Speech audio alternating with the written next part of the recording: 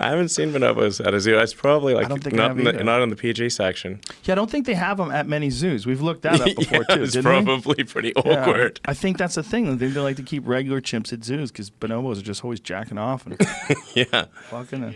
What's that? They have in San Diego? San Diego's just got some, yeah. Really interesting. Probably Okay. separate them. Yeah. Yeah. I mean, how many are there in a cage? You know, it's like Right. it's going to be pretty intense. Yeah. Yeah. Yeah, we're a weird thing, you know, and I've often wondered if whether or not we're, you know, our ultimate goal is to give birth to some new thing. And that's why we're so obsessed with technology. Because it's not like this technology is really, I mean, it's certainly enhancing our lives in a certain way, but ultimately, is it making people happier right now? Most technology, I would say no. In fact, you and I were talking about social media before this, about just not having Instagram on your phone and not dealing, and you feel better. Yes, I think that one of the issues with social media that's been pointed out by many people is that I think maybe particularly Instagram, people look like they have a much better life than they really do. Right. So By design. yeah, people are posting pictures of when they're really happy. They're modifying those pictures to be better looking. Even if they're not modifying the pictures, they're at least selecting the pictures for the best lighting, the best angle.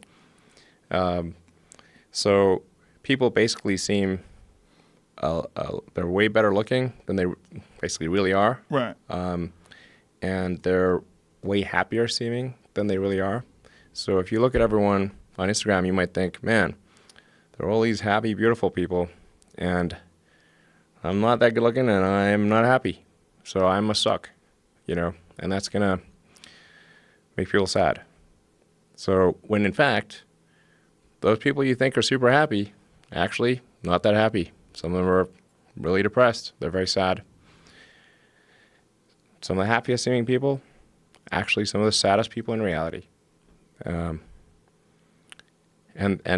nobody looks good all the time. It doesn't matter who you are. No. It's not even something you should want.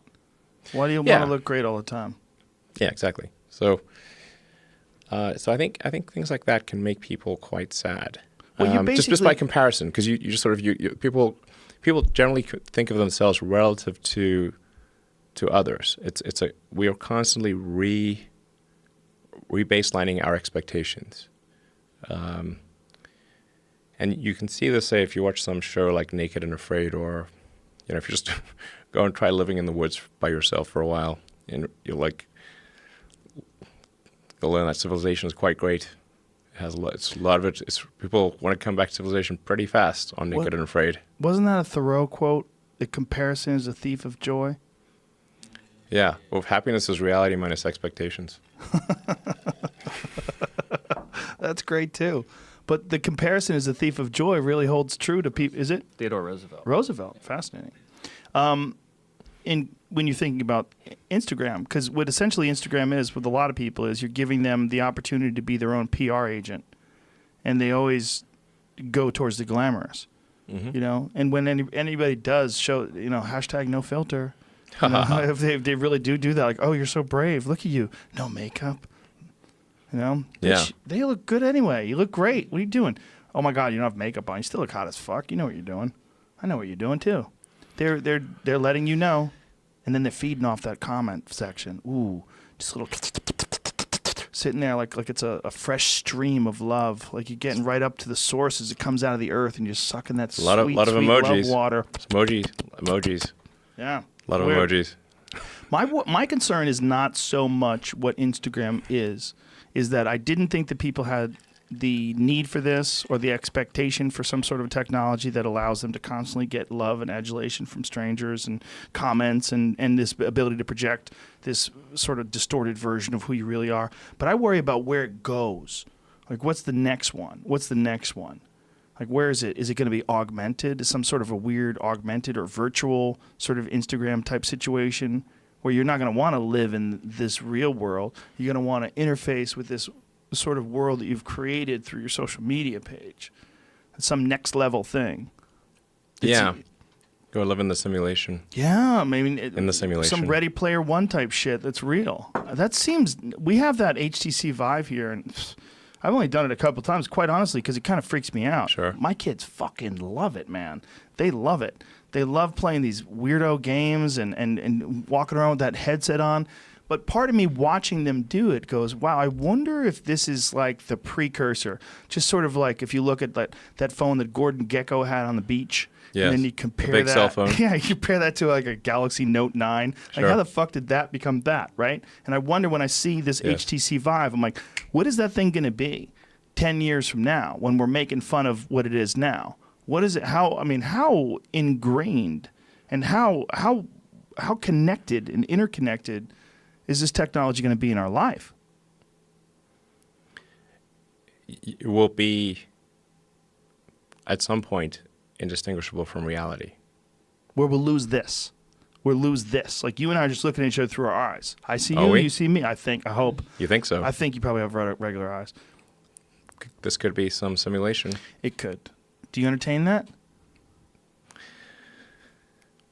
Well, the argument for the simulation, I think, is quite strong, because if you assume any improvement at all over time, any improvement, 1%, 0.1%, just extend the time frame, make it 1,000 years, 1,000,000 years. The universe is 13.8 billion years old. What would civilization, if you counted, if you're very generous, civilization is maybe 7,000 or 8,000 years old, if you count it from the first writing. This is nothing. This is nothing. So if you assume any rate of improvement at all, then games will be indistinguishable from reality. Or civilization will end. One of those two things will occur. Therefore, we are most likely in a simulation. Or we're on 'cause our we way exist. to one, right?